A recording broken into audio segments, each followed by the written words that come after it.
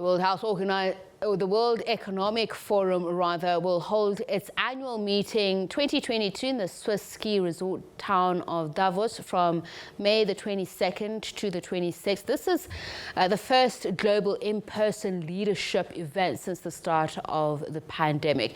The theme of the WEF Annual Meeting 2022 will be working together, restoring trust. The Geneva-based organization says the meeting convenes at a strategic point where public figures and global leaders will meet in person to reconnect, exchange insights, gain fresh perspectives and advance solutions. The issues to be discussed include government policies and business strategies against the backdrop of the global pandemic and the war in Ukraine and geo-economic challenges. Among the key discussions at Davos 2022 will be Russia's invasion of Ukraine, which has stirred concerns about the impacts on progress made to date in combating climate change and shifting away from fossil fuels. As efforts are made to stay focused on climate change, some experts are advocating for a similarly coordinated global push to preserve biodiversity, particularly at a time of increasingly irreversible loss of ecosystems. The WWF International says the way forward is to make organizations answerable for declining biodiversity and to establish a global goal to halt and reverse nature loss. Another issue to be discussed at Davos 2022 is the coronavirus pandemic. Global health experts have warned leaders about the devastating impact of the pandemic, saying that the disease continues to claim lives and disrupt daily existence. They have warned against temptation to dismiss the threat still posed by COVID-19 for political gain, saying the move will be reckless. Economist Owen Nkomo is the Chief Executive Officer of wealth management firm Inkunzi Wealth. He joins us now to talk a little bit more about this. Owen, a very good evening to you and thank you so much for speaking to us. So the World Economic Forum meeting, as we mentioned, takes place for the first time and it's also not in January. So in many ways an unprecedented event, but to your mind, why in particular this one? Thank you so much for having me, Siswami. I think it's an important WEF meeting, as you said. It's the first one we're holding, or that's being held at least post the beginning of COVID in 2020, where people started deciding that they're going to do things virtually. So it's the first time the guys are meeting in person. So it's important for that reason particularly. And secondly, for the fact that it's been moved away from January to May.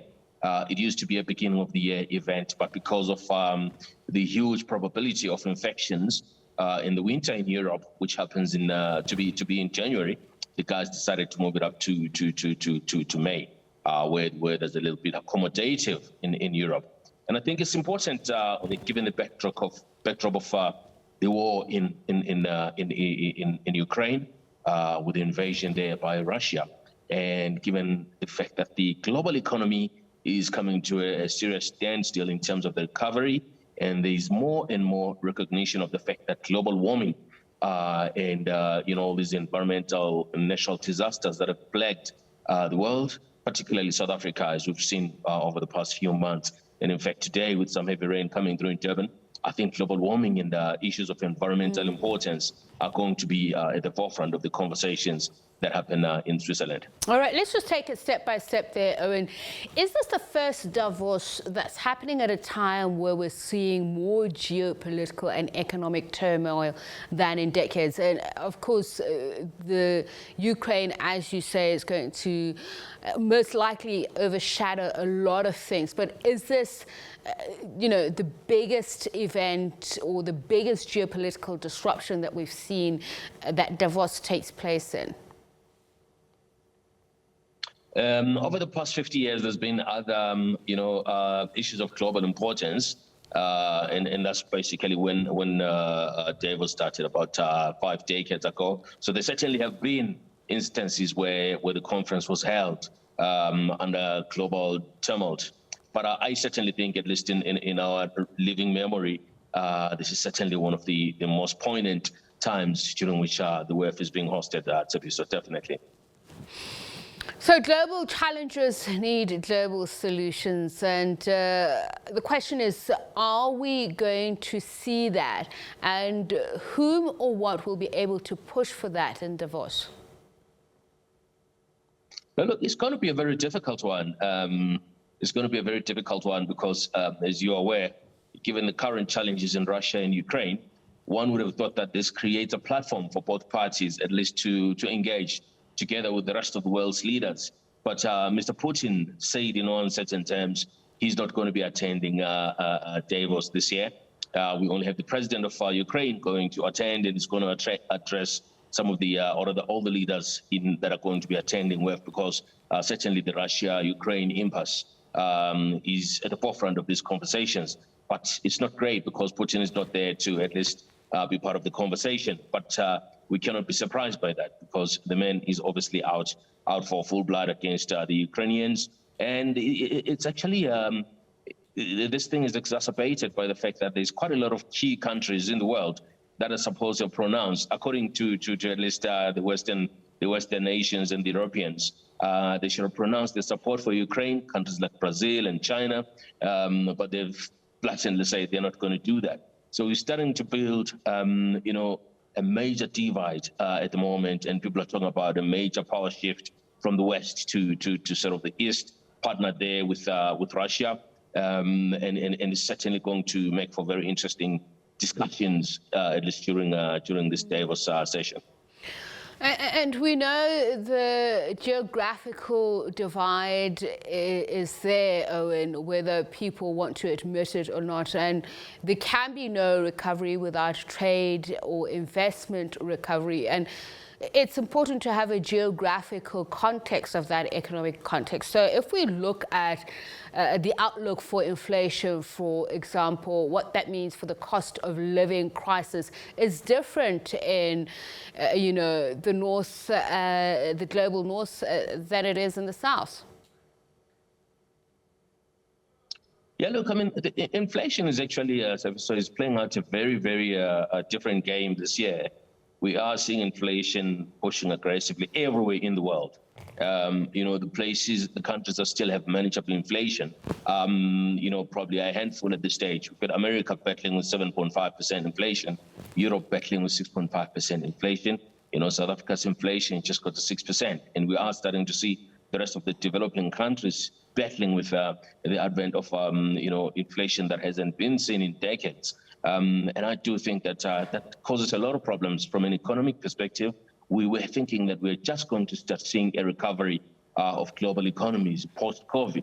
But unfortunately, inflation is showing flames to the Federal Reserve Bank, to all the other central bankers in the world, because the instruments that were used to applying when fighting inflation, I believe for the first time in decades, are going to be tested aggressively by this amount of inflation that is out there. It was well and good people printing money and throwing it into the economies to try and fight slow-growing economies. But unfortunately, it looks to me like we're going to be losing on two edges now. The economies are going to start slowing down because interest rates are going to get pushed aggressively higher in the fight to contain inflation at the moment. So it's not a geographic issue of whether it's the East or the North or the West that's battling with inflation. The rest of the world is certainly in the same conundrum when it comes to inflation, and interest rates are looking set to bear their ugly head against a recovery, which we badly needed after the advent of COVID. I mean, we can talk about South Africa, the criticism of austerity, and, amid what has obviously been worsening crisis for consumers. And you spoke about KwaZulu-Natal earlier on. The growth forecast is rather dismal for the African continent. But in terms of the broad macroeconomic outlook or the picture, what should we be working on at the moment, and what will help us just, especially without quantitative easing, get out of this hole that we seem to be in at the moment? We're talking about South Africa specifically? Yes, South Africa, yes.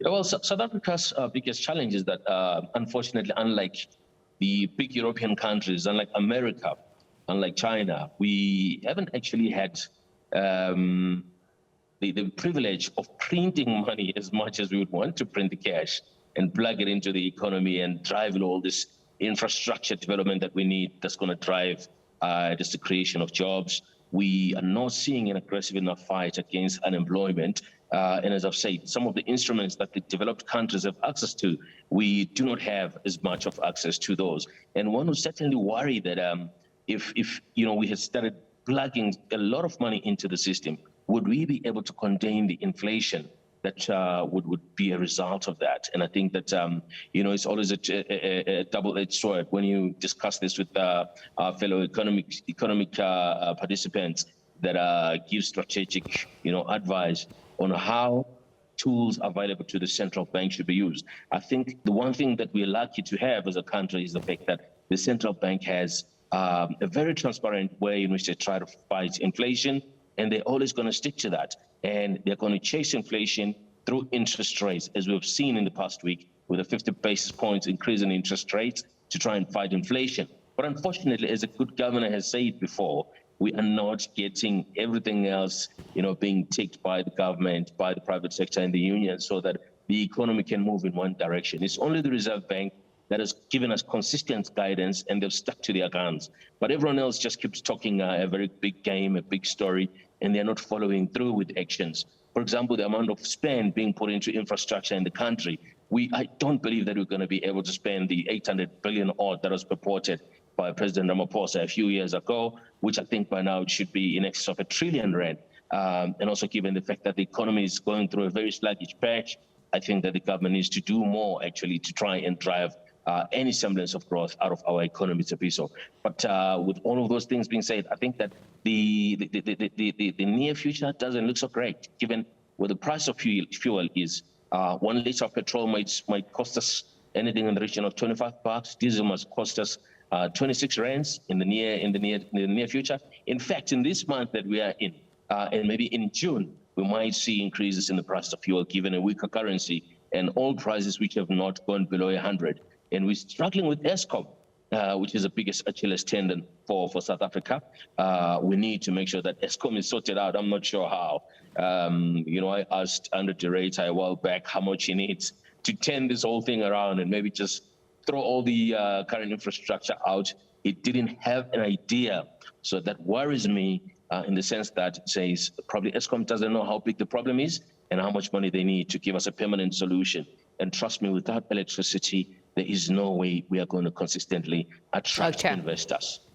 Owen, thank you so much for that. And as he says, there are also going to be various panel discussions around decarbonizations across industries, especially about how to deal or the hard to abate sectors such as shipping, aviation, trucking, mobility sectors, materials, steel, aluminium, concrete, cement, all of those, including chemicals as well, will be dealing with.